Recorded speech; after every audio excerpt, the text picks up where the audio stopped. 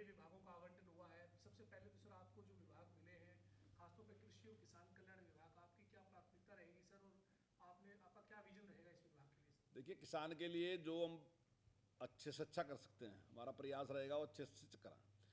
पहले भी सरकार ने जो काम किए वो बहुत अच्छे काम किए। चाहे मुआवजा देने की बात है, मैं समझता हूँ पिछली सरकारों के मुकाबले में 10 गुना से भी ज़्यादा मुआवजा देने का काम सरकार ने किया।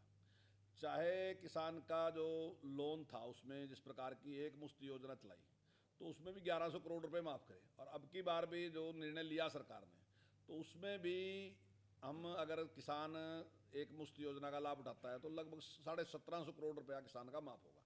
तो मैं समझता हूँ इससे बहुत बड़ा लाभ किसान को होगा। दूसरा हमारा ये है कि हम पूरा प्रयास करेंगे कि जो खरीद है वो सही समय पे और ठीक तरीके से वो खरीद हो, किसान को किसी प्रकार की भी समस्या ना आए, उसके लिए हम पूरा प्रयास करेंगे। सरसों और गेहूं की खरीद को लेकर मंडियों में क्या तैयारी होगी सर, क्योंकि कैबिनेट की आज पहली औपचारिक बैठक हुई है सर मंत्रिमंडल विस्तार के और कार्यभार आवंटन के बाद, तो क्या चर्चा की गई? देखिए, मैंने पूरी तैयारी कर ली। 26 मार्च से सरसों की खरीद शुरू हो जाएगी और 1 अप्रैल से हम गेहूं की खरीद शुरू कर देंगे।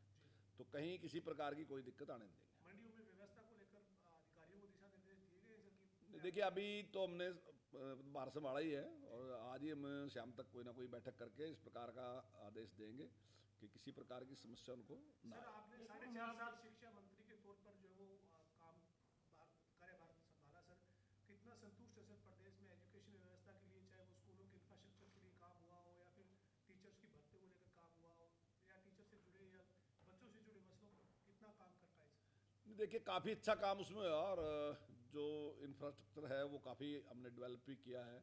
चाहे स्मार्ट क्लासरूम की बात है, चाहे स्मार्ट बोर्ड की बात है, चाहे टैब देने की बात है, चाहे सुपरटेंडेंट की बात है, तो जो भी हमने काम शुरू किए उसमें काफ़ी लाभ बच्चों को हुए भी हैं। वोकेशनल एजुकेशन में हमने सबसे अच्छा काम किया और जिस प्रकार से उनको किट भी उपलब्ध हमने कराई। और जो बच्चा +2 करके निकलता है तो अगर वो चाहे तो अपना रोजगार भी शुरू कर सकता है। तो मैं समझता हूँ इन सारे उसमें काफ़ी अच्छा काम एजुकेशन में हुआ है। लेकिन एक जो मेरे मन में कसक है वो थी कि टीचरों की कमी थी, लेकिन वो टीचरों की कमी अब पूरी हो जाएगी। लगभग 20,000 टीचरों की भर्ती कर रहे हैं, तो मैं मानता हूँ कि इस सेशन में वो कमी नहीं रहेगी। तो वो यानी जो प्रोसेस विश्वास आपने शुरू किया वो कंप्लीट हुआ है? निश्चित तौर से वो कंप्लीट होगा और उससे बड़ा लाभ होगा। मंत्री जी, जो पिछले हाल ही में फसल खराबत के मुआवजे की कोई चर्चा हुई?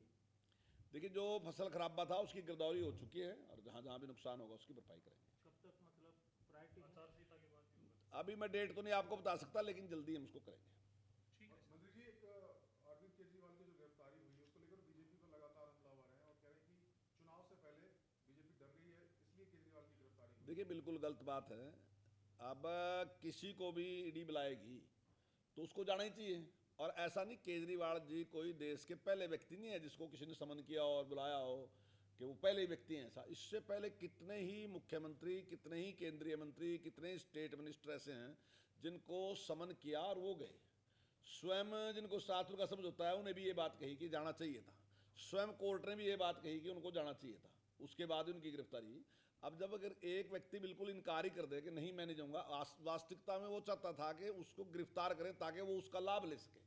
वो ये लाभ लेने के लिए इस बात का इंतजार कर रहा था कि क्योंकि मैं नहीं मानूंगा। लेकिन मैं मानता हूं ये बात कि किसी भी ऐसे व्यक्ति को जो इतने बड़े पद पे बैठा, उसको कानून का सम्मान करना चाहिए। वो किस मुंह से कहेगा आम आदमी को कि आप कानून का सम्मान करो? वो कानून को मनवाने वाला व्यक्ति है, लोगों को कहेगा कानून का पालन करो।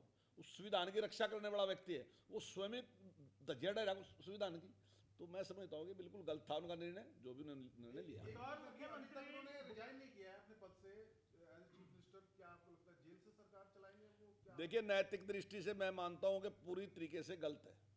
जो भी व्यक्ति जेल में है, अगर वो वहां से सरकार चलाने की कोई कल्पना करता है और अगर कानून का कोई पेंच निकाल के लाता है, और कोई विशेषज्ञ कहते हैं, मैं नहीं जानता इसमें क्या है, लेकिन मैं मानता हूं कि नैतिक दृष्टि से 100% गलत है। सर एक होली को लेकर सर, होली का पर्व है, कहाँ पर जश्न मनाने की तैयारी है? देखिए, सभी को होली के इस पावन अवसर पर मैं सभी को बहुत बहुत शुभकामनाएं, बहुत बहुत बधाई।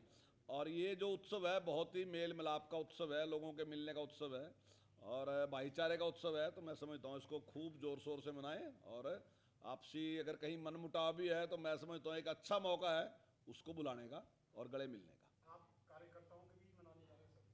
हाँ, मैं तो हर साल ही कार्यकर्ताओं के बीच में मनाता हूँ, सब लोग सभी कार्यकर्ता आते हैं, उनके साथ बीच में होली मनाते हैं। ये ना जगह हैं? अब बाद में अभी आप